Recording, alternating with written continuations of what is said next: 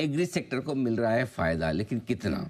इस पर एक बहुत इंटरेस्टिंग रिपोर्ट आई है और इस रिपोर्ट में क्या कुछ कहा गया है, आइए जानते समझते हैं। आशीष हमारे साथ बताने के लिए तैयार है। रिपोर्ट की सारी डिटेल्स आशीष बताइए। सर 10 से 15% की ग्रोथ यहाँ पर देखने को मिल सकती है। जितने भी एग्री लिंक सेक्टर है, डायरेक्ट है, इनडायरेक्ट है, इनके लिए Q1 FY26 पहला क्वार्टर बढ़िया देखने को मिल सकता है। दरअसल अगर आप देखें तो जो केरल में मानसून आया था 8 दिन पहले आया था और ये 2009 के बाद पहली बार ऐसा हुआ कि इतनी जल्दी देश भर में मानसून आपको आता हुआ नजर आया। और इसी के चलते अगर आप देखें तो यहाँ पर फायदा देखने को मिलेगा। मानसून भी बढ़िया है और इसके चलते अगर आप देखें तो जो रूरल इनकम है इसमें भी करीब 5 से लेकर 7% की बढ़त देखने को मिल सकती है। तो बहुत सारे सेक्टर्स ऐसे हैं जहां पर डायरेक्ट और इनडायरेक्ट इम्पैक्ट देखने को मिलेगा। समराइज करने के लिए बताऊं तो पहले देखिए ट्रैक्टर है और एग्री इनपुट्स। अब एग्री इनपुट्स में काफ़ी ज़्यादा है, फर्टिलाइजर भी हैं, केमिकल्स भी हैं, तो यहाँ पर फोकस रहेगा।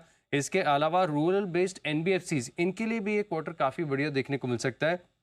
अब एक्सपेक्टेशन ऐसी है मार्केट की कि डाबर मेरिको और ब्रिटानिया ये FMCG कंपनी Q1 FY26 में सीक्वेंशियल तौर पर यानी क्वार्टर बेसिस पर अगर आप देखें तो वॉल्यूम ग्रोथ यहां पर एक सुधार रिपोर्ट कर सकती हैं, ऐसे ब्रोकरेज हाउस मान रहे हैं।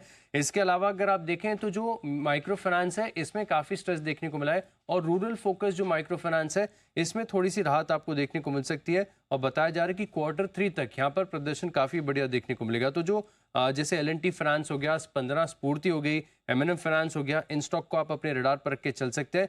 इसके अलावा अगर आप देखें तो जो ट्रैक्टर की ग्रोथ है ये तो काफ़ी बढ़िया रेजिलिएंट है और पिछले साल भी हमने देखा था कि Q1 में ट्रैक्टर की ग्रोथ काफ़ी बढ़िया देखने को मिली थी। तो अब आप समझिए कि एस्कॉच, कुबोटा और M&M जैसे जो स्टॉक्स हैं इन पर भी एक पॉजिटिव इम्पैक्ट है। ओवरऑल माना जा रहा है कि जितने भी एग्री से डायरेक्टली इनडायरेक्टली लिंक्ड है इनमें 10 से लेकर 15% की ग्रोथ आ सकती है। ठीक है, तो ये कुछ सेक्टर हैं जिनको कि अच्छे मॉनसून का फायदा मिलेगा। विकास साहब, बाकी सब नाम तो कहीं ना कहीं एक्सपेक्टेड थे, लेकिन MFI ये भी माना जा रहा है कि सेकेंड हाफ इनके लिए अच्छा हो सकता है, लेकिन दूसरी तरफ हम देख रहे हैं कि इस सेक्टर को लेके काफी सारे कंसर्न्स भी आ रहे हैं। आपका क्या मानना है, ये पूरा स्पेस कैसा लग रहा है आपको? बिल्कुल पूजा, पिछले कुछ दिनों से जब से मानसून नॉर्मल होने की बातें हुई है, दोनों एजेंसियों ने प्रिडिक्ट किया था और उसके बाद एबव नॉर्मल मानसून की बातें होने लगी और मानसून केरला में पहले आ गया 5 दिन पहले। मैंने 4-5 स्टॉक्स आइडेंटिफाई करके इस सेगमेंट पे भी और SPL सेगमेंट या बजाज आज और कल में भी रिकमेंड किए हैं।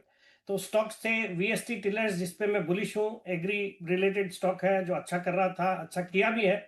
इंसेक्टिसाइड्स इंडिया, फिर आपके महिंद्रा EPC, मैंने इंडियन ह्यूम पाइप भी रिकमेंड किया, फिनोलेक्स पाइप्स। तो ये सब स्टॉक्स को बारी बारी से रिकमेंडेड स्टॉक है, बट सभी को एग्रीकल्चर सेक्टर में जो एक तेजी होगी उसका एक फायदा होगा। तो मुझे लगता है इन सब स्टॉक्स को रडार पे रखना चाहिए। और जहां तक माइक्रो फाइनेंस का सवाल है, चूंकि ये छोटे लोन्स होते हैं और गांव में बढ़ते हैं, तो वहां पे भी जब ये अच्छा मानसून की वजह से जो समृद्धि होगी उसका एक फायदा इन सब माइक्रो फाइनेंस कंपनीज को होना चाहिए। मुझे लगता है डेफिनेटली एक सेक्टर है जिसको अच्छे मानसून के ऊपर प्ले करना चाहिए। बिल्कुल।